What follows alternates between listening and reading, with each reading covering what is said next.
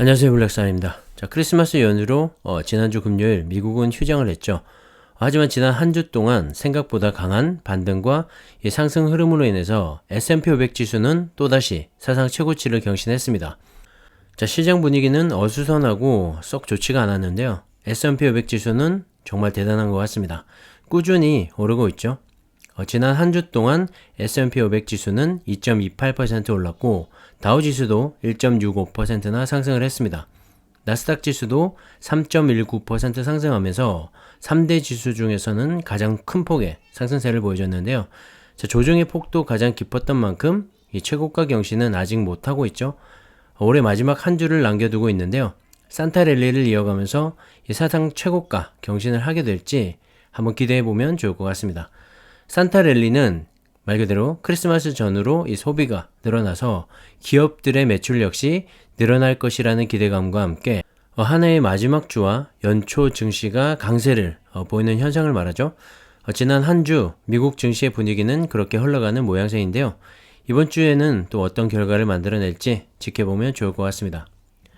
1950년 이후로 S&P 500 지수는 연말 마지막 주와 연초 이틀을 포함한 7일 동안 플러스 수익률을 기록한 경우가 78.9%에 달했고 평균 상승률도 1.33%를 기록했다고 합니다. 자, 이번에도 그런 플러스 수익률을 만들어낼 수 있을지 기대가 되고요.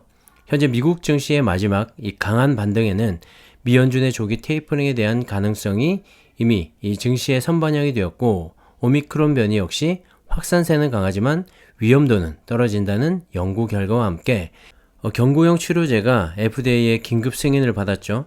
투자 심리에도 긍정적으로 작용을 한 것 같고요. 바이든 정부의 사회복지 예산안도 내용을 겪고 있긴 하지만 내년으로 넘어가면서 마지막 불씨를 살리고 있는 것도 시장에는 긍정적인 것 같습니다. 연말 연초 딱히 큰 이벤트는 없고요. 별다른 일이 없으면 강한 산타 랠리가 이어지지 않을까 생각을 합니다. 자, 미국 증시는 이렇게 힘을 내고 있는 반면에 국내 증시와 특히 전기차를 비롯한 2차전지 관련주들의 주가 조정은 상당히 크죠. 많이들 힘든 시간을 보내고 계시지 않을까 생각을 하는데요. 그래도 올 한 해를 돌아보면 여전히 이 높은 상승률을 보여주고 있습니다.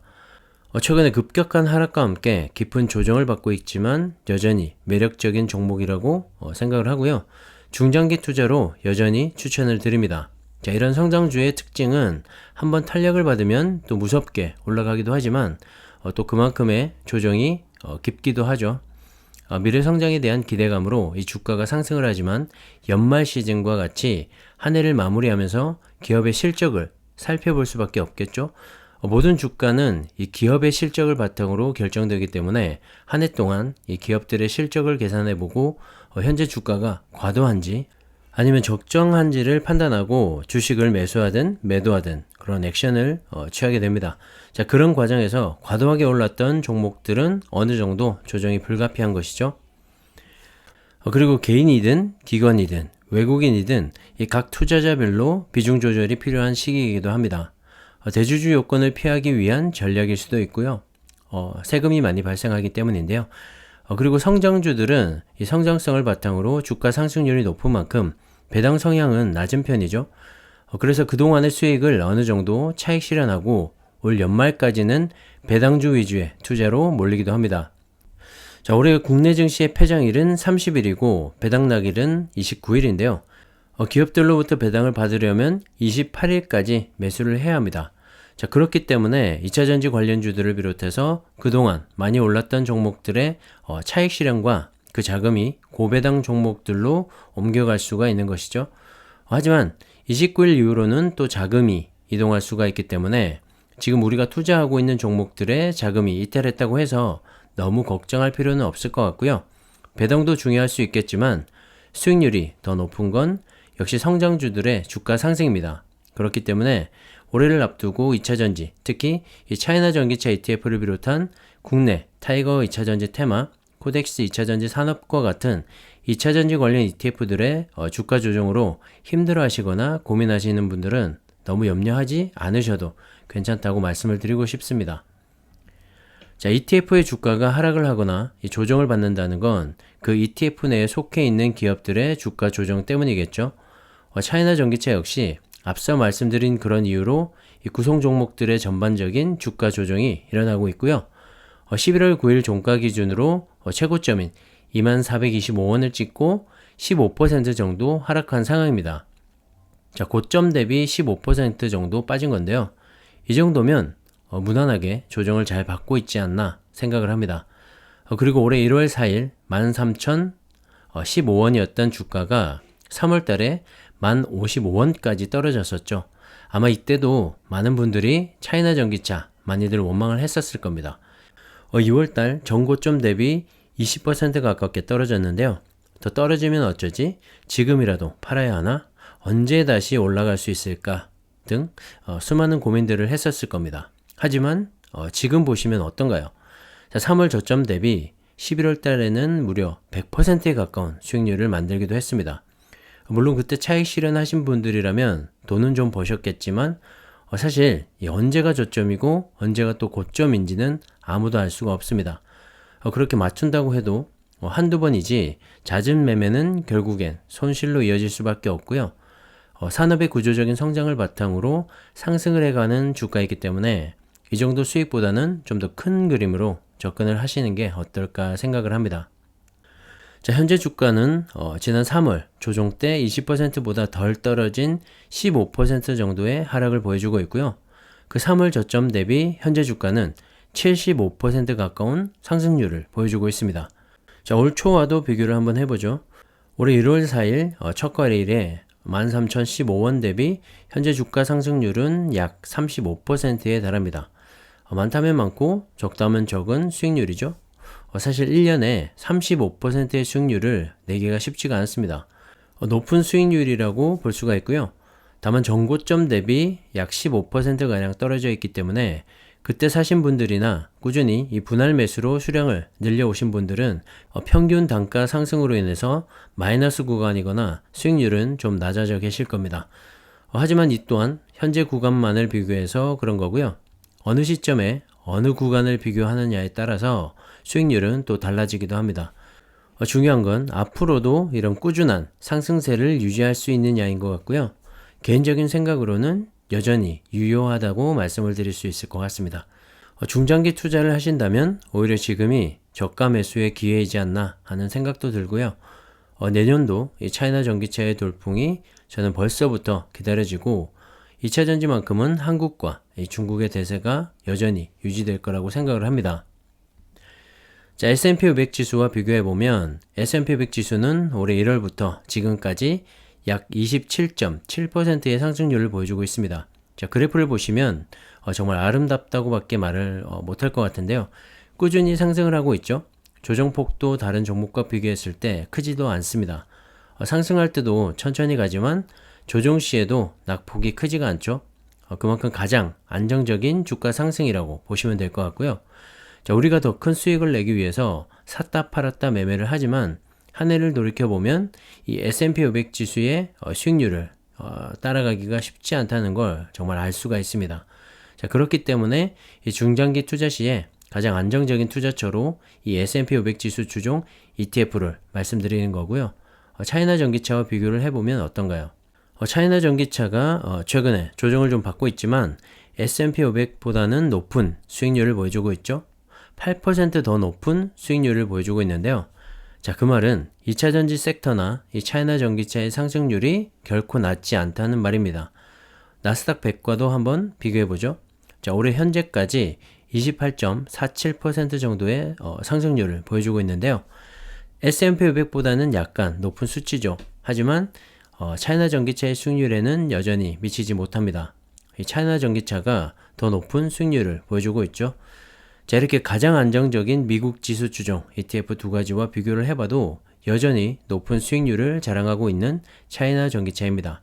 자, 주식 투자라는 게 한두 달하고 끝날 게 아니기 때문에 최근처럼 한두 달 하락 구간만 놓고 팔아야 되나 아니면 계속 들고 가야 되나를 고민하는 건 잘못된 비교라고 생각을 하고요. 계속 말씀드리는 거지만 좀 더 긴 호흡으로 투자를 하셨으면 합니다. 특히 2차 전지만큼은 더더욱 그렇고요. S&P 500과 나스닥 100 그리고 필라델피아 반도체 지수와 같은 지수 추종 ETF들은 말할 것도 없겠죠. 참고하시면 좋을 것 같습니다. 자, 전 세계 2차전지 배터리 점유율 1위이자 중국 2차전지의 대장주인 중국의 CATL이 있는데요. 차이나 전기차의 구성 종목에도 들어있고 실제로 중국의 2차전지를 이끌어가고 있다고 볼 수가 있죠. 그 정도로 영향력이 막강한데요. 이런 CATL의 주가 역시 최근에 큰 조정을 받고 있습니다. 최근 3주간 시가총액이 3천억 위안, 하나로 약 56조 원 정도가 증발을 했다고 합니다. 자, 56조 원이면 우리나라 카카오 시총보다도 높은 금액이고요. 삼성바이오로직스나 삼성전자, 우선주 정도의 금액인데, 자, 그런 기업이 3주 만에 사라진 금액이라고 보시면 될 것 같습니다. 자, 정말 엄청난 금액이 짧은 시간 안에 사라진 건데요. CATL의 주가는 9월 초에 주당 486.5위안에서 12월 초에 692위안으로 폭등을 했었는데, 그때 시총이 1조 6천억 위안, 하나로 약 300조 원에 달할 만큼 급등을 했었습니다. 하지만 그 후로 이 원자재 등의 가격 상승과 리튬 배터리의 가치가 고평가되었다는 시장의 분석이 나오면서 관련주들이 일제히 조정을 받고 있는 모습인데요. 역시 급등을 한 만큼 어느 정도 이 차익 실현을 하면서 주가 조정을 거치고 있는 것 같고요. 연말과 이 설날을 앞두고 대부분의 펀드들이 소비 종목 투자로 방향을 돌린 것도 어느 정도 영향을 끼친 것으로 보입니다. 자, 앞서도 말씀드렸다시피 연말 연초 배당과 이 소비 시즌을 앞두고 펀드 등 기관 투자자들이 전략적으로 이 포트폴리오 수정을 하고 있는 것 같고요. CATL과 같은 상승률이 높았던 2차전지 관련주들도 예외 없이 조정을 받고 있는 것 같습니다. 중국의 최대 주식 펀드인 안리엔션저우도 10월에 보유한 CATL의 지분 중에서 18.58%를 매각했다고 하는데요. 최근에 CATL을 비롯한 중국 2차전지주들이 하락세를 보이는 것도 이런 배경이 있는 것 같고요. 자, 그들 업체에 투자하고 있는 차이나 전기차 ETF 역시 조정을 받을 수밖에 없는 것 같습니다. 하지만 너무 걱정하지 않으셔도 되는 게 이 CATL을 비롯한 2차전지를 중심으로 이 전기차 산업까지 중국 정부는 현재 신재생에너지를 비롯한 새로운 성장 산업에 전략적인 투자와 육성책을 내놓으면서 키워가고 있기 때문입니다.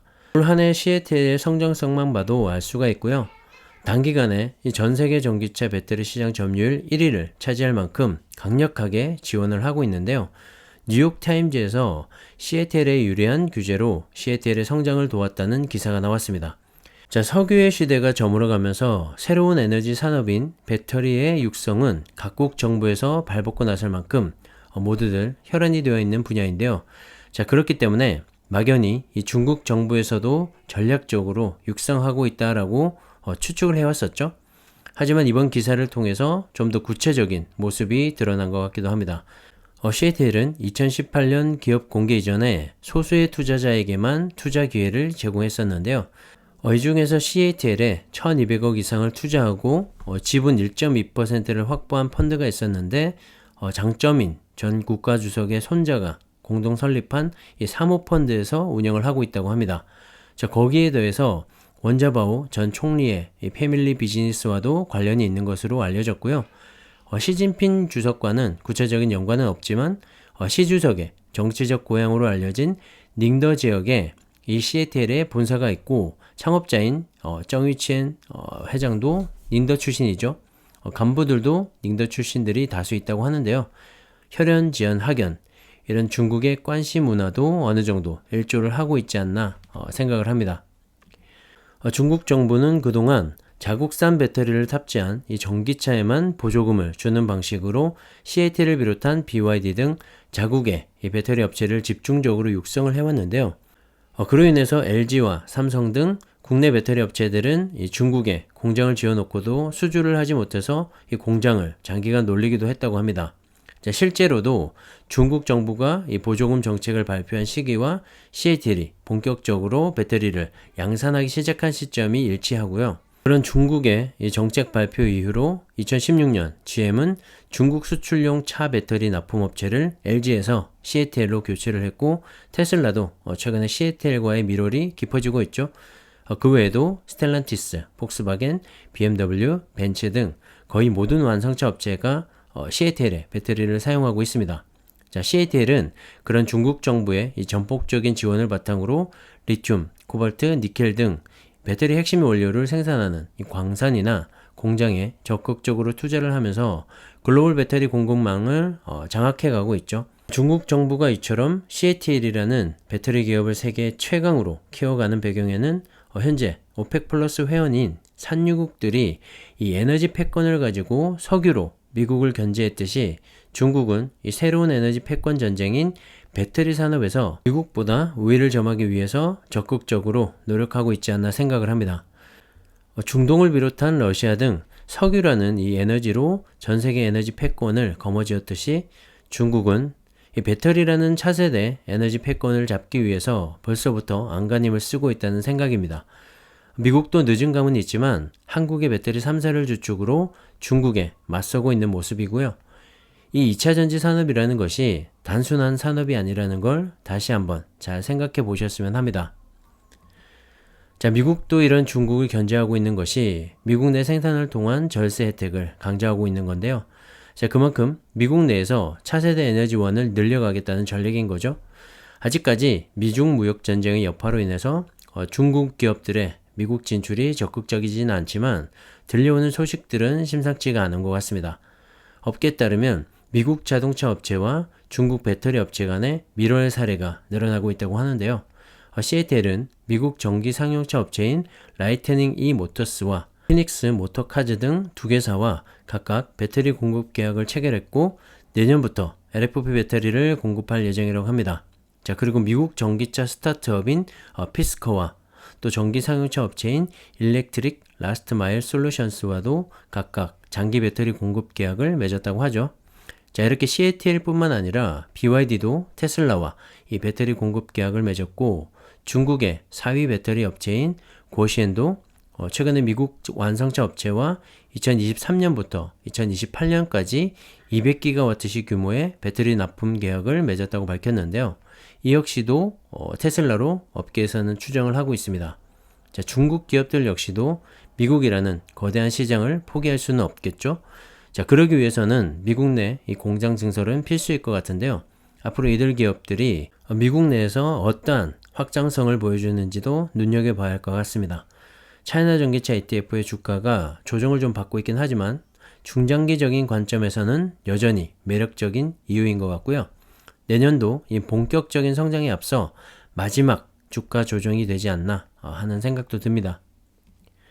자, CATL의 소식을 한 가지 더 전해드리면 독일의 배터리 판매를 위해서 폴란드 현지에 2조 7천억 원을 투자해서 공장을 건설할 계획이라고 합니다. 폴란드에는 LG에너지 솔루션이 공장을 짓고 있죠.